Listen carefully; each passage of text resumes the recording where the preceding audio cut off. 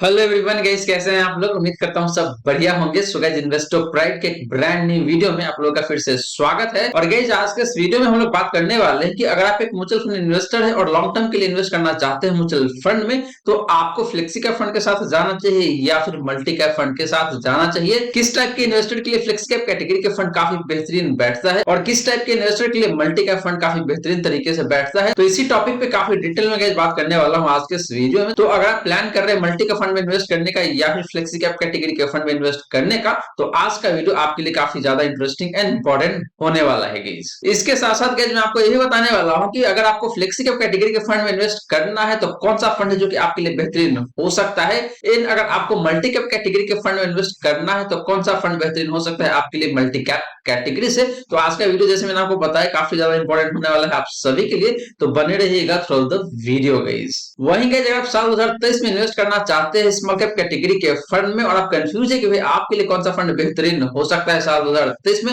जो कि लंबे समय में आपको काफी अच्छा खासा पैसे बना के दे सके, तो इस पे मैंने काफी डिटेल में एक वीडियो बना रखा है। तो उस वीडियो का लिंक आपको डिस्क्रिप्शन में दे दूंगा या फिर दे दूंगा एंड स्क्रीन पे, तो जाकर देख लीजिएगा। काफी ज्यादा यूजफुल हो सकता है ये वीडियो भी आप सभी के लिए। वहीं गाइस, आप में से काफी सारे लोगों ने अपना डीमेट अकाउंट ओपन नहीं किया हुआ है, तो मैंने डीमेट अकाउंट का लिंक डिस्क्रिप्शन में दे रखा है। जाइए फटाफट अपना डीमेट अकाउंट ओपन कर लीजिए। और गाइस, आपको बता दूं कि डीमेट अकाउंट ओपन करने के लिए आपको 1 भी रुपए यहाँ पे नहीं करना पड़ता है, ना ही एनुअल मेंटेनेंस चार्ज लगता है। तो demat account opening plus maintenance दोनों फ्री ऑफ कॉस्ट हो जाता है आपके लिए।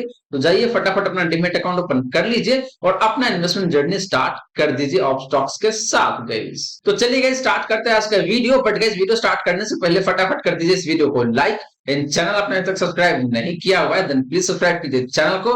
इन साथ साथ गाइस, नोटिफिकेशन बेल ऑन करके ऑल पे क्लिक कर लीजिएगा, ताकि जब भी आपके लिए इस चैनल पे वीडियो लेके आऊंगा सारे वीडियो का नोटिफिकेशन आपको मिलता ही रहेगा। तो गाइस, जैसे मैंने आपको बताया कि हम लोग बात करने वाले हैं flexi cap category fund versus multi cap category fund. तो चलिए सबसे पहले बात कर लेते हैं कि इन दोनों के बीच में डिफरेंसेस क्या है और कॉमन पॉइंट क्या निकल के आता है। तो गाइस, बात करें यहाँ पे फ्लेक्सी कैप कैटेगरी के फंड के बारे में, तो सबसे पहले नाम से आपको पता चल रहा होगा कि ये फ्लेक्सी कैप कैटेगरी का फंड काफी फ्लेक्सिबल होता है। और इस टाइप के फंड का जो फंड मैनेजर होता है उसके पास काफी अच्छा खासा फ्लेक्सिबिलिटी होता है। वो चाहे तो लार्ज कैप कैटेगरी के स्टॉक में भी इन्वेस्ट कर सकते हैं, मिड कैप कैटेगरी के स्टॉक में भी पैसे इन्वेस्ट कर सकते हैं, स्मॉल कैप कैटेगरी के फंड में भी इन्वेस्ट कर सकते हैं। तो इस सारा का सारा डिस्क्रिप्शन होता है एक फंड मैनेजर के हाथ में। वही बात करें मल्टी कैप फंड का, तो मल्टी कैप फंड में क्या होता है कि एक पर्टिकुलर फंड मैनेजर को एटलीस्ट 50% पैसे इन्वेस्ट करना पड़ता है लार्ज कैप स्टॉक में, एंड बाकी का जो 50% होता है गाइस उसको इन्वेस्ट करना पड़ता है मिड कैप स्टॉक्स में या फिर स्मॉल कैप स्टॉक्स में। कहने का मतलब ये है गाइस कि एटलीस्ट 25% इन्वेस्ट होना चाहिए मिड कैप स्टॉक्स में एंड 25% इन्वेस्ट होना चाहिए स्मॉल कैप कैटेगरी के स्टॉक्स में। तो यहाँ पे देखा जाए तो कहीं ना कहीं मल्टी कैप कैटेगरी के जो फंड मैनेजर है उसके पास तो एक कंपल्सन हो जाता है कि भाई उसको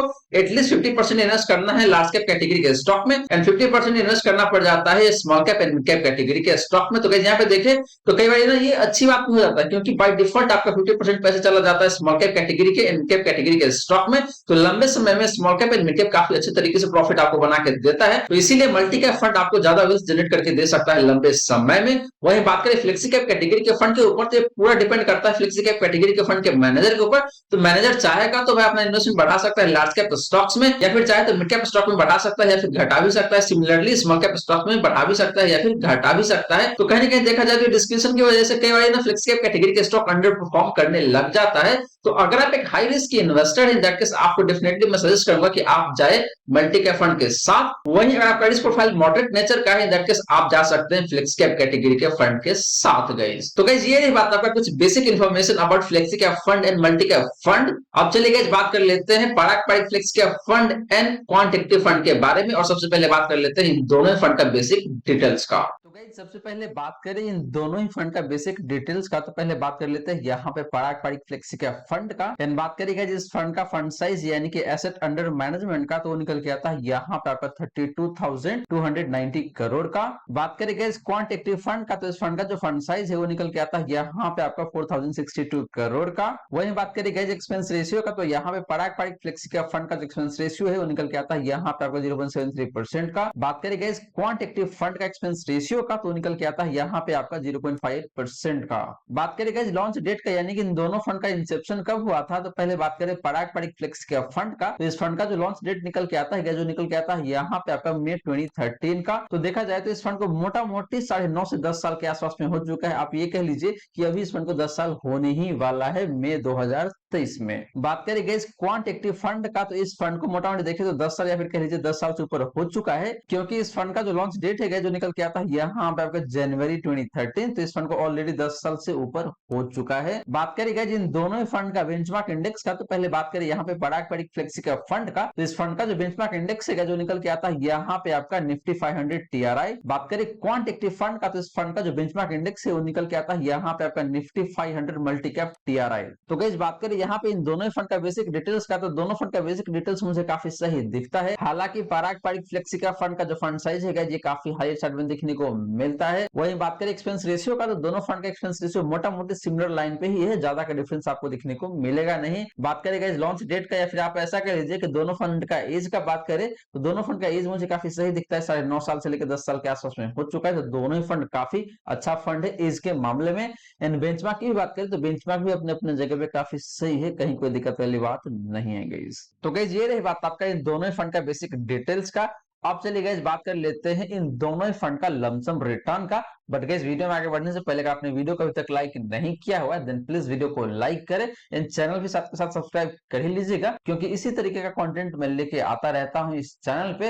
एंड साथ के साथ गाइस नोटिफिकेशन बेल ऑन करके ऑल पे क्लिक कर लीजिएगा, ताकि जब भी इस चैनल वीडियो लेके आऊंगा सारे वीडियो का नोटिफिकेशन आपको मिलता रहेगा। तो चलिए गाइस बात कर लेते हैं इन दोनों फंड का लमसम रिटर्न का। तो गाइस बात करें यहाँ पे लमसम रिटर्न का, तो पहले बात करें लास्ट 1 ईयर का। तो लास्ट 1 ईयर के केस में देखें तो पराग पारिक फ्लेक्सी का फंड का जो रिटर्न है जो निकल के आता है यहाँ पे आपका 11.76% का। बात करें गाइस क्वांट एक्टिव फंड का, तो इस फंड का जो परफॉर्मेंस है लास्ट 1 ईयर का इन केस ऑफ लमसम वो निकल के आता है यहाँ पे आपका 7.74% का। तो गाइस लास्ट 1 ईयर में देखें तो दोनों फंड का परफॉर्मेंस मुझे काफी सही दिख रहा है यहाँ पे। हालांकि जो पराग पारिक फ्लेक्सी का फंड है ये ज्यादा बेटर परफॉर्म कर रहा है क्वांट एक्टिव फंड के कंपैरिजन में। बात करें गाइस पिछले 3 सालों का, तो यहाँ पे पराग पारिक फ्लेक्सी का फंड का रिटर्न काफी शानदार दिखने को मिल जाएगा, और वो निकल के आता है यहाँ पे आपका 32.38% का। बात करें गाइस क्वांट एक्टिव फंड का, तो इस फंड का रिटर्न पिछले 3 सालों में काफी शानदार दिखने को मिल जाता है, और वो निकल के आता है यहाँ पे आपका 42.61% का। तो गाइस पिछले 3 सालों में देखें तो यहाँ पे क्लियरली क्वांट एक्टिव फंड ज्यादा बेहतरीन तरीके से परफॉर्म करता हुआ नजर आ रहा है। बात करें गाइस पिछले 5 सालों का, तो यहाँ पे पराग पारिक फ्लेक्सी का फंड का जो परफॉर्मेंस है वो निकल क्या था यहाँ पे आपका 18.54% का। बात करें गाइस क्वांट एक्टिव फंड का, तो इस फंड का परफॉर्मेंस ज्यादा बेहतर है पिछले 5 सालों में in comparison Parag Parikh flexi का फंड, एंड वो निकल के आता है यहाँ पे आपका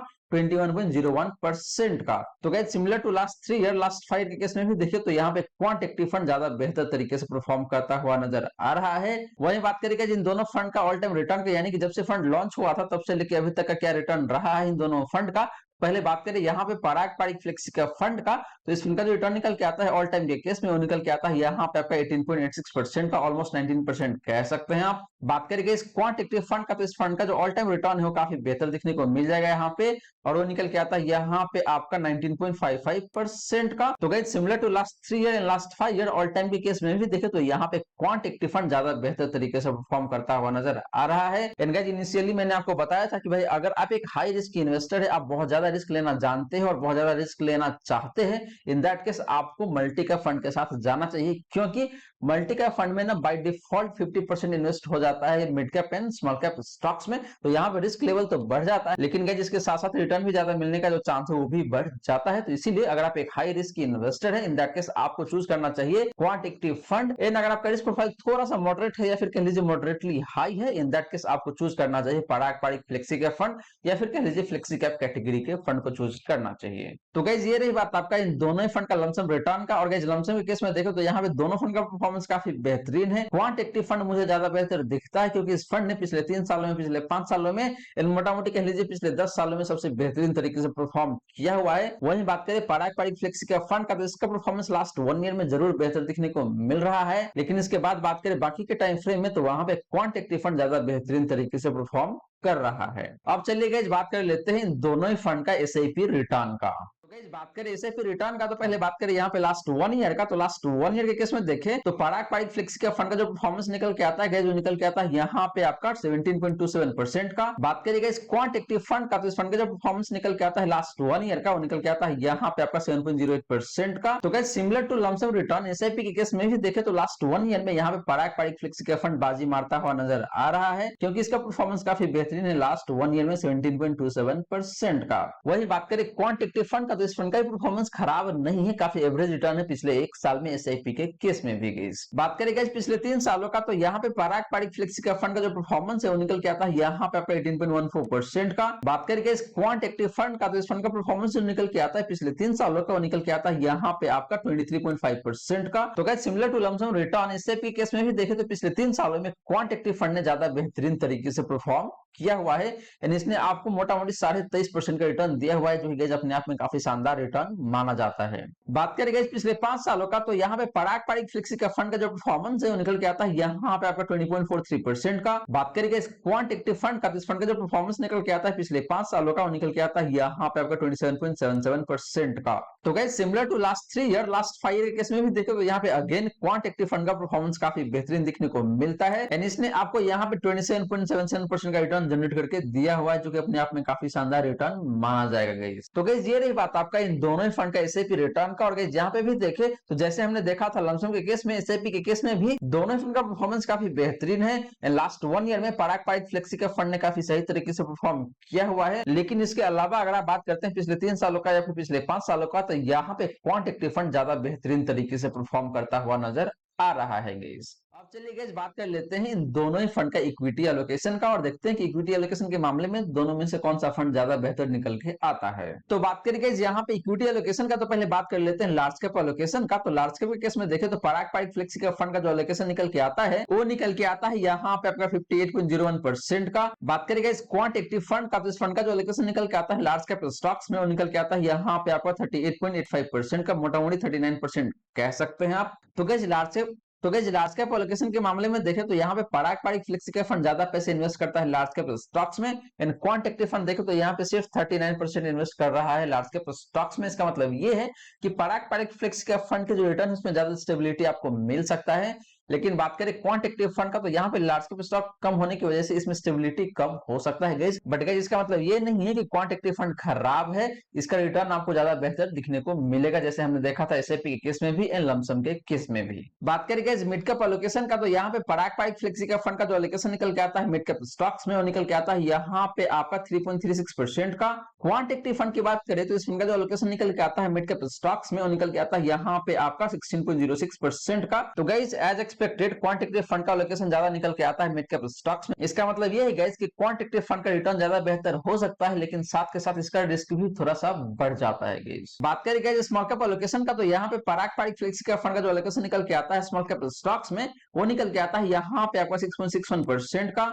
बात करें गाइस क्वांट एक्टिव फंड का, तो इस फंड का जो एलोकेशन निकल के आता है स्मॉल कैप स्टॉक्स में, वो निकल के आता है यहाँ पे आपका 19.46% का, ऑलमोस्ट 19.5% का। तो गाइस यहाँ भी एक्सपेक्टेशन के हिसाब से देखा जाए तो क्वांट एक्टिव फंड का एलोकेशन ज्यादा निकल के आता है स्मॉल कैप स्टॉक्स में। इसका मतलब अगेन यही है कि इस फंड का रिटर्न ज्यादा बेहतर हो सकता है आने वाले समय में, लेकिन साथ के साथ इस फंड का जो रिस्क लेवल है वो भी बढ़ जाता है गाइस। लास्टली गाइस बात करें अदर एलोकेशन का, तो पहले बात करें पराग पारिक फ्लेक्सी का फंड का, तो इस फंड का जो एलोकेशन निकल के आता है अदर स्टॉक्स में, वो निकल के आता है यहाँ पे आपका 19% का। बात करें गाइस क्वांट एक्टिव फंड का, तो इस फंड का जो एलोकेशन निकल के आता है अदर स्टॉक्स में, वो निकल के आता है यहाँ पे आपका 24.56% का। तो गाइस अदर के मामले में भी देखें तो यहाँ पे क्वांट एक्टिव फंड का जो एलोकेशन है वो ज्यादा निकल के आता है। तो गाइस ओवरऑल देखें तो दोनों फंड का इक्विटी एलोकेशन काफी सही है, मुझे कहीं कोई दिक्कत लगता नहीं है। हालांकि जो पराग पारिक फ्लेक्सी के फंड है ये लार्ज कैप स्टॉक्स में ज्यादा पैसे इन्वेस्ट करता है, mid cap and small cap में देखें तो रिलेटिवली कम पैसे इन्वेस्ट करता है। इसके विपरीत क्वांट एक्टिव फंड देखें तो लार्ज कैप में थोड़ा सा कम पैसे इन्वेस्ट करता है, लेकिन mid cap and small cap में देखें तो ज्यादा पैसे इन्वेस्ट करता है। तो इससे क्या ये क्लियरली पता चलता है कि आपका जो क्वांट एक्टिव फंड है ये आपको ज्यादा रिटर्न दे सकता है आने वाले समय में, लेकिन साथ के साथ इस फंड का जो रिस्क लेवल है वो भी बढ़ जाता है। वहीं बात करें पराग पारिक फ्लेक्सी का फंड का, तो इस फंड का रिटर्न रिलेटिवली कम हो सकता है, लेकिन रिस्क लेवल भी कम यहाँ पे दिखने को मिलता है, जो कि देखा जाए तो कहीं ना कहीं जो मॉडरेट रिस्क इन्वेस्टर है उनके लिए ज्यादा बेहतर हो सकता है। इन क्वांट एक्टिव फंड जैसे मैंने आपको ऑलरेडी बता रखा है कि वैसे इन्वेस्टर के लिए काफी बेहतरीन हो सकता है जिनका रिस्क एपेटाइट काफी अग्रेसिव नेचर का है। तो गाइस ये तो बात रही आपका इक्विटी एलोकेशन का। अब चलिए गाइस बात कर लेते हैं दोनों ही फंड का पोर्टफोलियो कॉन्सेंट्रेशन का। गाइस बात करें यहाँ पे पोर्टफोलियो कंसंट्रेशन का, तो पहले बात कर लेते हैं टॉप 5 स्टॉक्स कंसंट्रेशन का। तो बात करें यहाँ पे पराग पारिक फ्लेक्सी का फंड का, तो इस फंड का जो कंसंट्रेशन निकल के आता है टॉप 5 स्टॉक्स में, वो निकल के आता है यहाँ पे आपका 33.79% का। बात करें गाइस क्वांट एक्टिव फंड का, तो इस फंड का जो एलोकेशन निकल के आता है टॉप 5 स्टॉक्स में, वो निकल के आता है यहाँ पे आपका 30.74% का। तो गाइस टॉप 5 कंसंट्रेशन के मामले में देखें तो दोनों फंड मुझे मोटा मोटी सिमिलर लाइन पे ही दिख रहा है। हालांकि पराग पारिक फ्लेक्सी का फंड रिलेटिवली ज्यादा पैसे इन्वेस्ट करता है टॉप 5 स्टॉक्स में, एंड क्वांट एक्टिव फंड थोड़ा सा कम पैसे इन्वेस्ट करता है टॉप 5 स्टॉक्स में। इसका मतलब ये है कि quant active fund top 5 stocks के मामले में थोड़ा सा डाइवर्सिफाइड देखने को मिलता है। इन पराग पारिक फ्लेक्सी का फंड देखें तो थोड़ा सा कम डाइवर्सिफाइड देखने को मिलता है, specially in case of top 5 stocks concentration. Guys बात करें गाइस टॉप 10 स्टॉक कंसंट्रेशन का, तो यहाँ पे पराग पारिक फ्लेक्सी का फंड का जो कंसंट्रेशन निकल के आता है, वो निकल के आता है यहाँ पे आपका 58.33% का। यानी कि पराग पारिक फ्लेक्सी का फंड अपने पोर्टफोलियो का 58.33% पैसे इन्वेस्ट कर देता है टॉप 10 स्टॉक्स में ही। बात करें क्वांट एक्टिव फंड का, तो इस फंड का जो कंसंट्रेशन निकल के आता है टॉप 10 स्टॉक्स में, निकल के आता है यहाँ पे आपका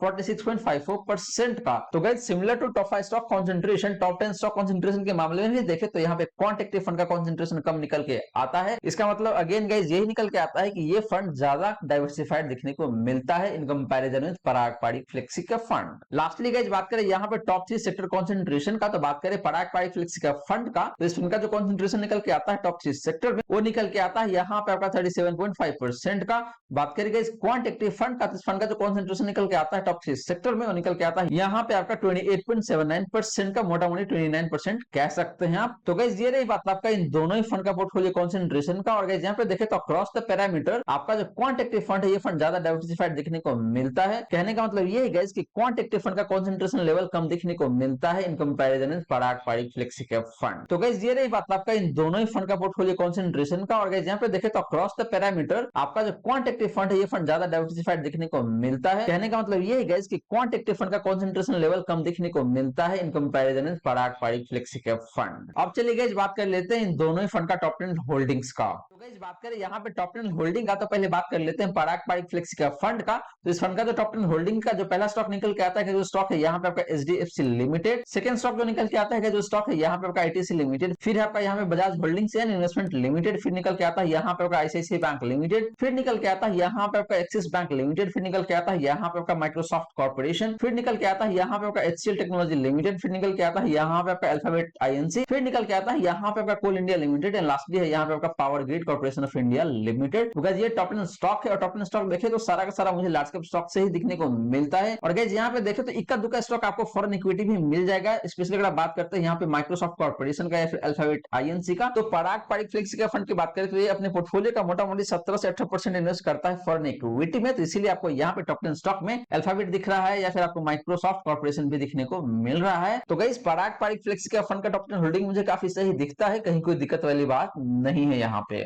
बात करेंगे इस क्वांट एक्टिव फंड का, तो इस फंड का जो टॉप 10 होल्डिंग में जो पहला स्टॉक है, वो निकल के आता है यहाँ पे आपका एचडीएफसी बैंक लिमिटेड। फिर निकल के आता है यहाँ पे आपका रिलायंस इंडस्ट्री लिमिटेड। फिर है यहाँ पे आपका स्टेट बैंक ऑफ इंडिया। फिर आपका आईटीसी लिमिटेड। फिर निकल के आता है यहाँ पे आपका टाटा कम्युनिकेशन लिमिटेड। फिर निकल के आता है यहाँ पे आपका आईआरबी इंफ्रास्ट्रक्चर डेवलपर लिमिटेड। फिर निकल के आता है यहाँ पे आपका लार्सन एंड टुब्रो। फिर निकल के आता है आपका लिंडे इंडिया लिमिटेड। फिर निकल के आता है यहाँ पे आपका Punjab national bank limited. And lastly आपको यहाँ पे देखने को मिल जाएगा एलटीआई माइंट्री लिमिटेड। तो गाइस क्वांट एक्टिव फंड के टॉप 10 होल्डिंग की बात करें तो यहाँ पे आपको कुछ स्टॉक मिड कैप कैटेगरी से भी दिखने को मिल जाएगा। और गाइस आप यहाँ पे ये भी देख सकते हैं कि इस पर्टिकुलर फंड ने किस सेक्टर में कितना पैसे इन्वेस्ट करा हुआ है। एंड वैल्यू टर्म में भी देखे तो कितना यहाँ पे इन्वेस्ट करके रखा हुआ है स्टॉक वाइज की अगर मैं बात करूं तो, इन परसेंटेज वाइज भी आपको यहाँ पे देखने को मिल जाएगा कि एक पर्टिकुलर स्टॉक में इस फंड ने कितना पैसे इन्वेस्ट करके रखा हुआ है। तो गाइस ये रही बात आपका इन दोनों ही फंड का टॉप 10 होल्डिंग का। और गाइस यहाँ पे देखो तो मुझे दोनों ही फंड काफी सही दिखता है, कहीं कोई दिक्कत वाली बात नहीं है। अब चलिए गाइस बात कर लेते हैं इन दोनों ही फंड का डिफरेंट रिस्क रेशियोज का, और वहां पे देखते हैं कि भाई आपके लिए कौन सा फंड कम रिस्की निकल के आता है और कौन सा फंड ज्यादा रिस्की निकल के आता है। तो गाइस बात करें यहाँ पे डिफरेंट रिस्क रेशियोज का, तो पहले बात कर लेते हैं स्टैंडर्ड डिवीजन का।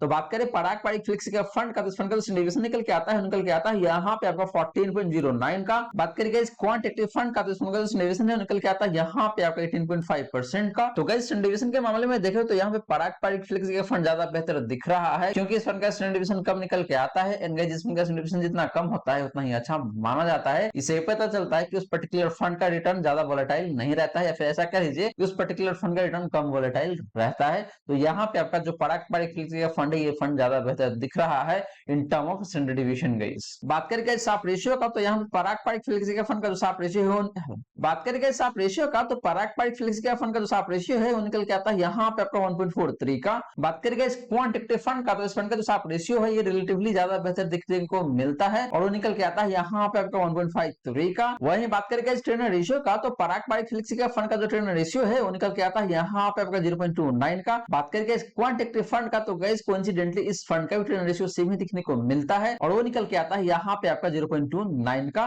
तो गाइस ट्रेनर रेशियो इन साफ रेशियो के मामले में देखें तो यहाँ पे दोनों ही फंड मुझे काफी सही दिख रहा है, कहीं कोई दिक्कत वाली बात नहीं है। साफ रेशियो के मामले में देखें तो यहाँ पे क्वांटिटेटिव फंड रिलेटिवली ज्यादा बेहतर दिख रहा है।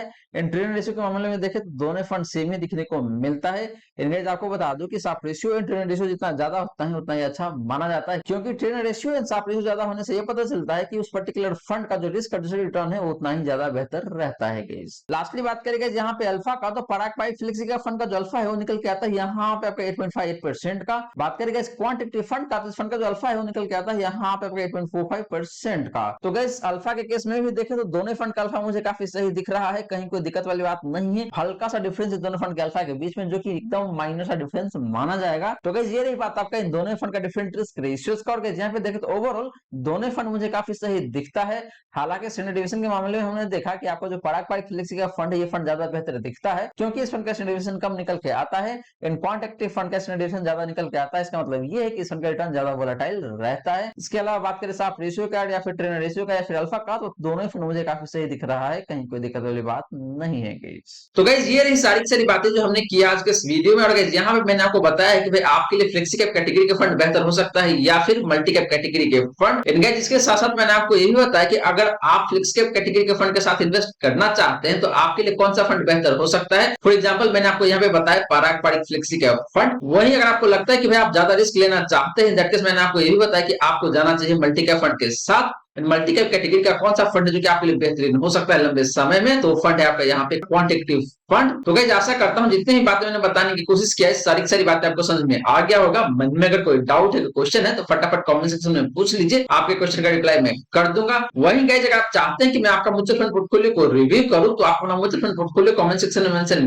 कर सकते हैं। आने वाले संडे को मैं आपका पोर्टफोलियो कवर करने वाला हूं गाइस। वहीं गाइस वीडियो अच्छी लगी हो तो वीडियो को लाइक जरूर करें, इन वीडियो को शेयर कर दें अपने फ्रेंड फैमिली सर्कल में, ताकि बाकी लोगों को भी इस वीडियो का फायदा हो सके। इन गाइस आपने चैनल को अभी तक सब्सक्राइब नहीं किया हुआ है देन प्लीज सब्सक्राइब कीजिए चैनल को। इन साथ के साथ नोटिफिकेशन बेल ऑन करके ऑल पे क्लिक कर लीजिएगा, ताकि जब भी इस चैनल पर वीडियो लेके आऊंगा सारे वीडियो का नोटिफिकेशन आपको मिलता रहेगा। So guys thank you so much for watching this video. मिलते हैं अगले वीडियो में। जय हिंद, जय भारत।